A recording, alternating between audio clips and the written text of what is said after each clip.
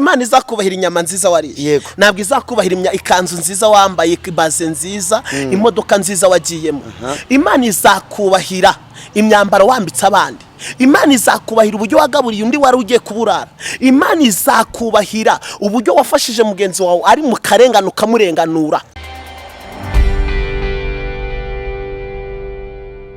Turabasuhuje abadukurikiye muri hirya no hino ku isi, abari mu Rwanda, abari mu mahanga, abari i Burayi, abari muri Aziya, mwese turabashuhuje. Amahoro y'Imana bane namwe. Uyu ni wa mwanya mwiza musanzwe muzi ko tumenyereye kuganira ijambo ry'Imana, kandi dusanzwe dusaba Imana kugira ngo ibohore imitima yacu. Imana ibaha umugisha kandi Imana irushe kubagirira neza. Uyu ni wa mwanya tugiye kuganira ku buryo bw'ijambo ry'Imana, ariko uyu munsi wa none twahisemo kugira ngo tuganire ku rukundo. Ijambo ry'Imana twari tumenyereye ko abantu benshi murarizi, hari abantu bajya biga igice cyo mubatizo, biga ijambo rivuga ngo kuko Imana yakunze abari mu isi cyane byatumye itanga umwana wayo ikinege kugira ngo Israel wese atarimbuka. Dawidi nawe yavuze ijambo rikomeye arivugana na Yonatani, basezerana uburyo bazabana, ariko ibyo byose byari bivuye mu rukundo. Uyu munsi rero tumaze kureba uko hanze aha bimeze, nuko inkundo zo hanze aha ziteye, byatumye bidutera twibaza urukundo nyarwo nuruhe rukundo umuntu yakunda umuntu. Uyu munsi rero ntabwo ndi njyenyine, ahubwo nagiriwe ubuntu, ni umugisha ukomeye, kuko ni umugisha udasanzwe, kuko umuntu turi kumwe ntabwo ari gutyo gusa kumubona byabaye nk'ibitugora, ariko Imana ishimwe ko twamubonye. Ndi kumwe na profete, umuhanuzi w'Imana, ukunda Imana n'abantu. Amazina ye ntago ndi buyavuge kubera ko kuyavuga byangora, ariko munyemerere tumuhe umwanya kugira ngo nawe twibwire. Tugwaye ikaze kuri Hembuka TV Rwanda. Ndashimiye abantu bose badukurikiye kuri Hembuka TV Rwanda n'abadukurikiye ku Ishobora Byose TV. Yego. Imana ikomeze kuduhana umugisha. Murakoze cyane. Ni Profete Mbarushimana FISTON. Profete Mbarushimana FISTON. Ndabakunda. Urakoze cyane. Arabakunda, natwe turabakunda. Mwakoze cyane, turabashimiye kuba mwemeye kuza kubana natwe. Rero Imana ibaha umugisha. Nagira ngo uyu munsi Imana yatugire neza, twabonanye, ariko hari ibintu muri iyi minsi biri kugenda bigora abantu, cyane cyane ibijyanye n'urukundo, gukundwa, kandi buri wese avuka ashaka gukunda no gukundwa. Ariko muri iyi minsi hari ijambo ry'Imana rivuga ku bijyanye n'urukundo, nicyo nagira ngo tuvugeho. Ariko mbere yuko tuvuga kuri ibyo, nabasaba ko tubanza gufata umwanya tugasenga. Karibu. Mana, turagushimye, uri Imana ishobora byose, uri Imana ifite imbaraga, kubwo kudukunda byatumye utanga umwana wawe Yesu Kristo. Ariyo mpamvu tugarutse imbere y'ubwoko bwawe, udukurikiranye kungishanga waronze ku musaraba, ukarara ijoro ku bwacu, ugategwa icumu mu rubavu kugira ngo tubeho. Nta bindi byabiguteye n'urukundo. Natwe turagusabye ngo ineza yawe ibane natwe. Umuntu wese ugiye kutwumva, ihindura ibyanze guhinduka, umuhinjuti nzima, mu rukundo muri we, mu mutima mushasha, wongera ugerira ibyiringiro muri byo yari yaratakaje bigaruke. Urakoze mu izina rya Yesu, amen. Amen. Mwana komeza mutugezaho ijambo ry'Imana. Nizo badusomera aho hantu. Murakoze. Ni mu gitabo cya mbere cya Samweli, igice ni cya 22, umurongo waho wa 22 n'ubundi kugeza ku wa 23. Samweli wasubiramo. Ni Samweli wa mbere, igice cyaho cya 22, umurongo no wa 22 turageza 23. Haravuze ngo Dawidi abwira Abiyatari ati, urya munsi ubwo abarega Dowegi umunyedomu, namenye ko atazabura kubibwira Sawuli, abo mu rugo rwa so bose ninjye bahowe. 23. Gumana nanjye, humura, kuko uhiga ubugingo bwanjye ari we uhiga n'ubwawe. Nubana nanjye ntacyo uzaba. Aha. Imana ishimwe cyane. Ijambo. Bibiliya ivuze ikintu gikomeye ngurikiye, gumana nanjye ntacyo uzaba, kuko uhiga ubugingo bwanjye ari we unahiga n'ubwawe. iri jambo bishatse kuvuga iki pastor? Ni umuntu w'ingoramutima. Uyu muntu w'ingoramutima Yesaya yabwiye Dawidi, aramubwira ngo gumana nanje ntacu uzaba kuko uri kukurwanya. Ni ukuvuga ngo uyu nguyu ari inkoramutima ya Dawidi. Kandi ikindi cya kabiri, mu barwanyaga Dawidi nawe baramurwanyaga. Aravuga ngo nubwo nakurwanyaga nanjye umbiga ari uri kuguhiga, niduhigana natwe ubwacu ari uri kuturwanya, ntabwo turaba twisenye, ahubwo duhurize hamwe umugozi gumwe, dushire hamwe, dutahirize umugozi umwe. Nitumara gutahiriza umugozi umwe turwanye.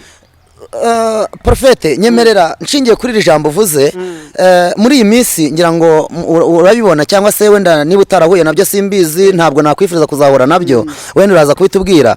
Ariko muri iyi minsi urasanga umupastori, urasanga umuhanuzi, urasanga umuririmbyi, urasanga mbese umuntu mu nshingano ararwanya uwo bahuje inshingano. Uyu munsi wa none turi kuvuga Imana twese. Wabwira iki abantu barwanyanya cyangwa se urwanya undi kandi uwavuga nawe ari wavuga? Ndashaka kukubwira ngo mukozi w'Imana, aho ngaho twinjiye mu kintu cyitwa itorero. Yego.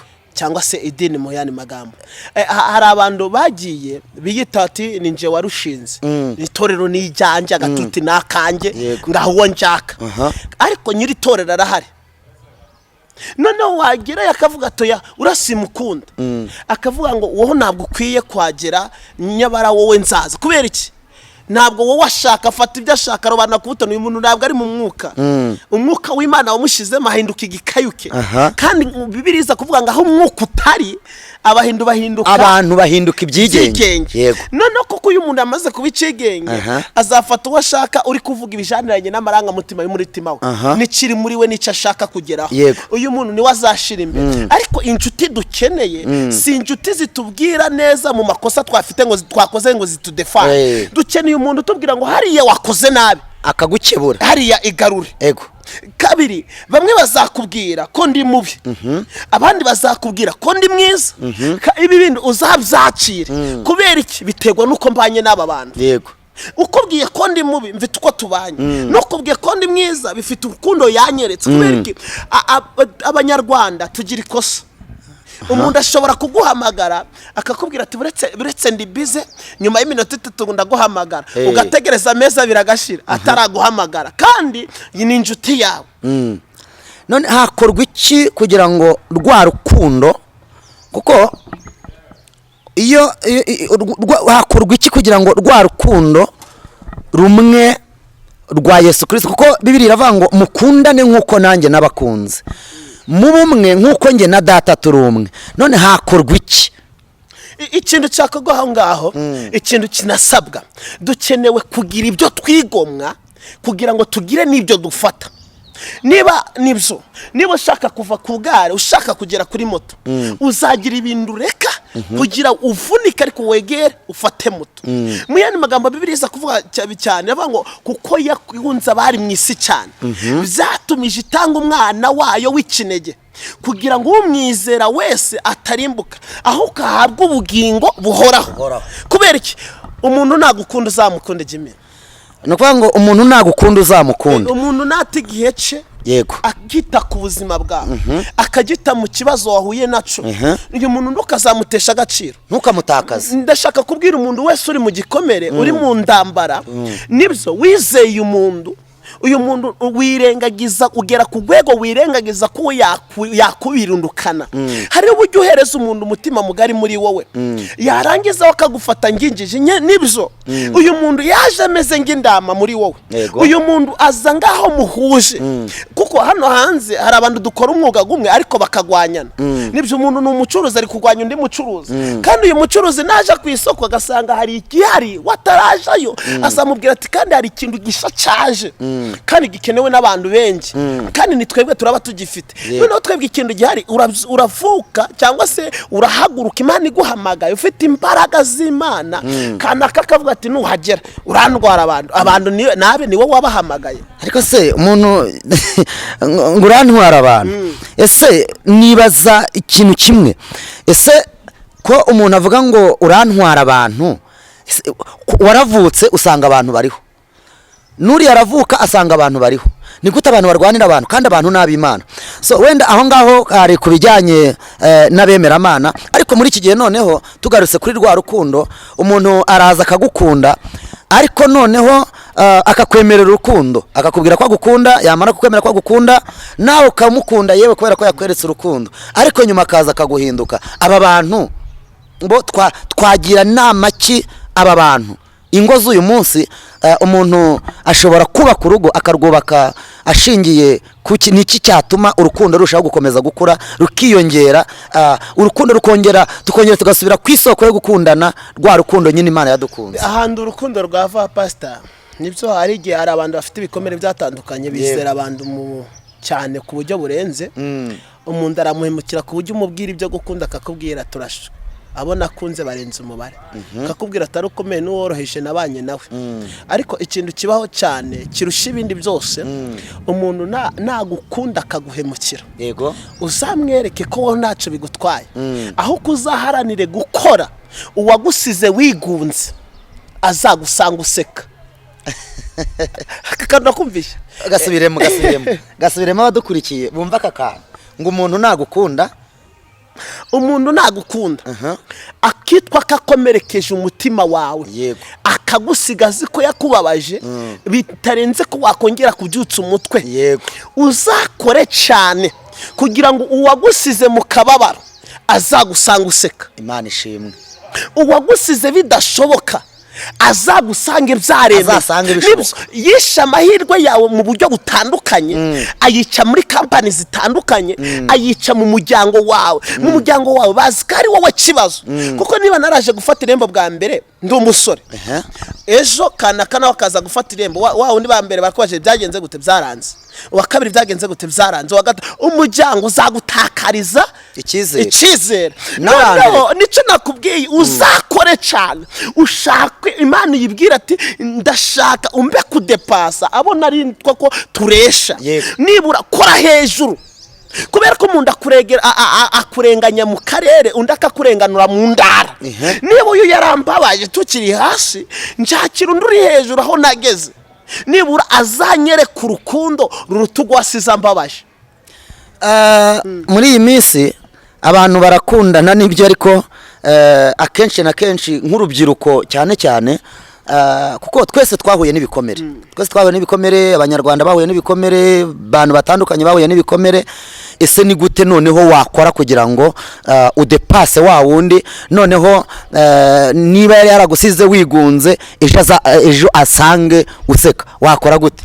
Ubundi reka ngubwira kandi kabaho ijambo riruta ndagukunda. Urarize pastor? Ijambo riruta ndagukunda uradufasha wenda hari ijambo riruta ndagukunda pastor, baseseka mu gakeya kuko abantu turi kubwira bamaze ibisi barababajwe mu rukundo. Ijambo riruta ndagukunda ni umuntu uzakakubwira ati so waciye mu bikomeye ngo kwanzobanire twaganiriye, ariko nje ntabwo nje mu mugambo yo kukubwira ngo ndagukunda gusa, nje kukubwira ko namaze kwemera kibye ubuzima bwa bugiye kuba ubwanjye, icyo ushaka nzagikora. Ubundi urukundo rwakamye mu bantu, dukeneye urukundo ruza rufite igikorwa pastor. Mu yandi magambo, hari abantu bakubwiye ngo baragukunda, ariko ugeze mu kibazo ndi wababona. Hari abantu bakubwiye ngo ndagukunda pastor, ubwiriza neza, urimo imbaraga z'Imana, ariko nta waje ngakubwira ati pastor nubwo ubwiriza ukeneye n'amazi, ukeneye n'isukari mu mubiri, cyo kiba cyakurenze.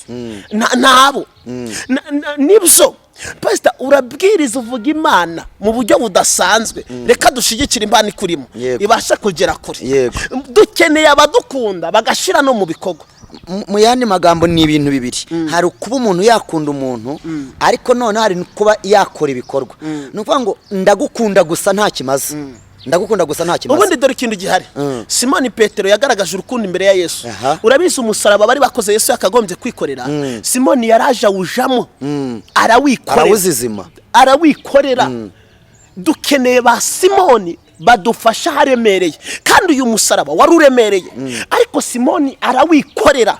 Ntabwo dukeneye abikorera yuko uwasetse ari uko kuri banki bimeze neza, ukeneye umuntu ugufasha warwaye uri na muzima. Nibyo abamama bari impamvu uri kubona ingo muri iyi minsi zifite za divorce mu buryo butandukanye. Za divorce ukabona ejo kuko mu Rwanda cyangwa n'ahandi handi ibibazo bihari, ningo zabuza amahoro. kubera iki umuntu murahura mu muhanda mugenda ngo murarwubatse urugo ruzamara kangahe? none se ni gute umuntu yatandukanya urukundo? Nge rero bura hari aho bigera bikayoberana. Ni gute watandukanya urukundo nyarwo n'urukundo rw'amagambo? Mu yandi magambo uko mbyumva urukundo rwakagombye, ibikorwa byakagombye kuruta amagambo. Niba nkubwiye ngo ndagukunda, muri iyi minsi hari igihe umuntu abwira undi ngo aramukunda hari icyo agukurikiyeho, noneho yaza yabona wicaye mu kabotike, wicaye mu kaduka, wicaye mu modoka, wicaye ahandi hantu atatekerezaga ko waburi, agahita yumva aragukunda. Ariko burya urukundo ngira ngo ruri mu buryo bugera muri bubiri. Hari urukundo rw'amarangamutima, hari n'urukundo nyakuri. Urukundo rw'amarangamutima ngira ngo nurushingiye kuri bya bindi nyine umuntu yabonye. Ese noneho wenda tugana ku musozo w'iki kiganiro gitoya twari tugiranye, kubera ko nari ngo profise nkuboneye hafi kandi ngasanga uri kwigisha kuri ijambo ry'urukundo, ni iki noneho twakora kugira ngo abantu barusheho noneho gukundana urukundo nk'urwo? Ese ubu hari wadukunda bigeze aho Yesu yadukunze? Bibiliya iza kuvuga ijambo rikomeye, iravuga ngo umunyabuntu azabyibuha. Umunyabuntu mu yandi magambo ugira ubuntu.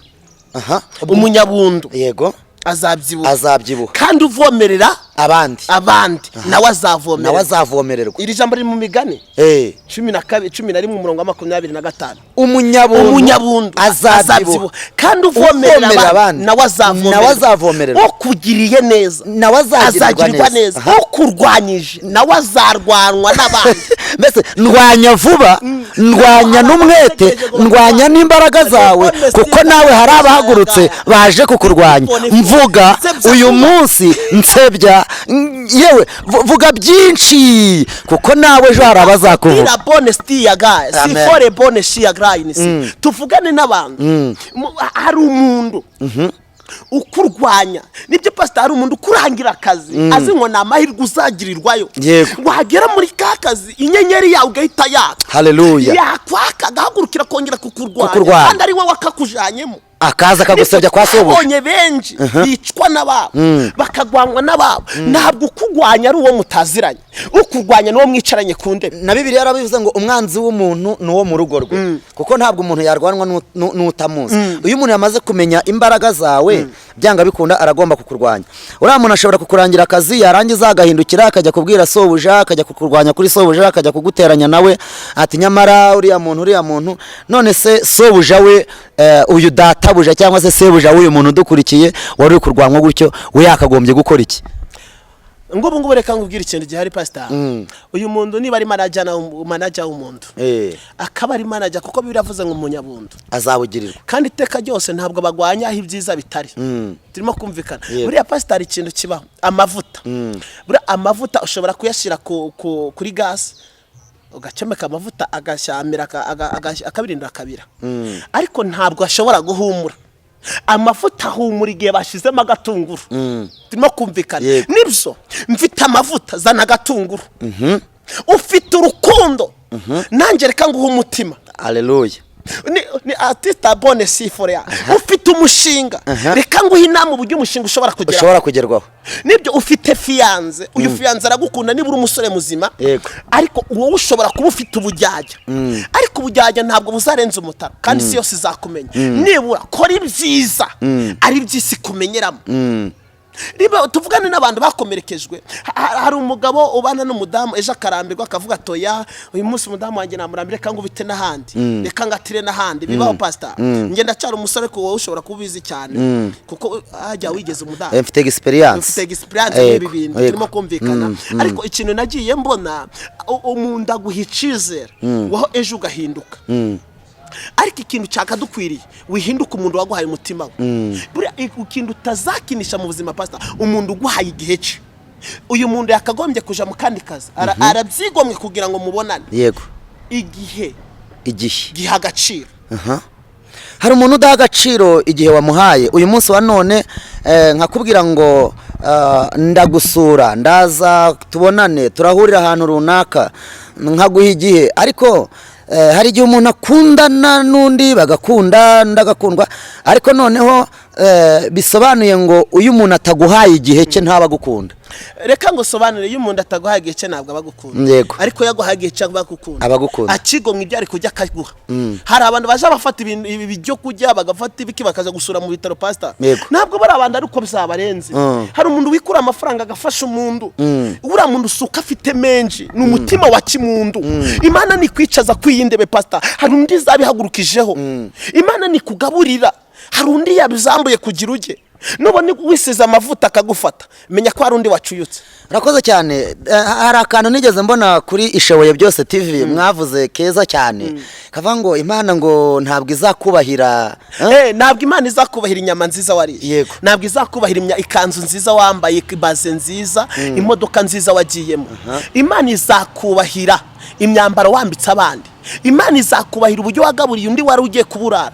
Imana izakubahira uburyo wafashije mugenzi wawe ari mu karengano kamurenganura. Ico ni Imana izarebe kaguhesha agaciro. Ntabwo Imana izanezererwa yuko abana bawe biga mu kigo gikomeye. Izanezererwa uburyo wafasha abana b'umuturanyi utagira ishikizo, utagira akazi, utagira hapfa nahagera. Ukayifata abana bukaja kubigisha ukabarira ukabagaburira. Ico ngico nico mwijuru bandika. Ubundi mwijuru haba ibintu bitatu. Mwijuru haba ubuntu. Ubuntu bukaguhuza n'umuntu. Umuntu akaguhuza n'icyo wasengeye. Umuntu akaguhuza n'ibintu. N'icyo wasengeye.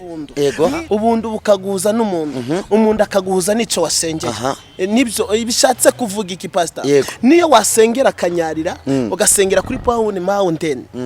Umuntu azava kuri wa musozi. Namara kuva kuri wa musozi Imana iguhuze n'icyo wasengeye. Uyu muntu niwe Imana izanyuramo akaguhuza n'umugisha wawe. Kandi igitinyiro cy'Imana igitinyiro Imana yashize ku buzima bwawe nico cyatumye umwanzi wawe atakugenza nguko yagenjeje abandi.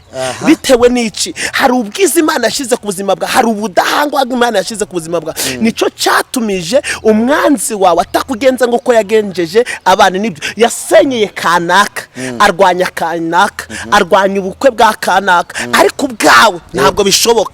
Bitewe n'iki gitinyiro cy'Imana kiri mu byawe byose. Igitinyiro cy'Imana kiri mu bana bawe. Igitinyiro cy'Imana kiri ku mugabo wawe. Ni wowe kanaka yasenya kanaka kagenda, ntabwo wawe azagenda.